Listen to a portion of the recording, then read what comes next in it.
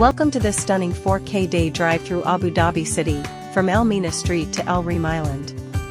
We begin our journey on Al Meena Street, a coastal road full of culture, commerce, and city charm. On your left, the traditional markets and restaurants near Port Zayed showcase Abu Dhabi's rich heritage. As we head toward Al Reem Island, you'll notice the transition from historic to modern cityscapes. Crossing the bridge, the skyline opens up to sleek towers and high-end waterfront developments.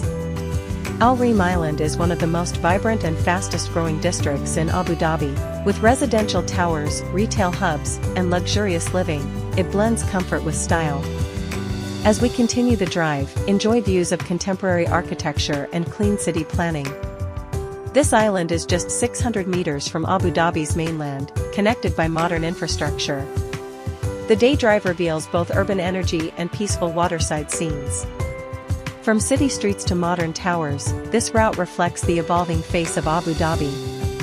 Thank you for joining us on this scenic ride. Don't forget to like, comment, and subscribe.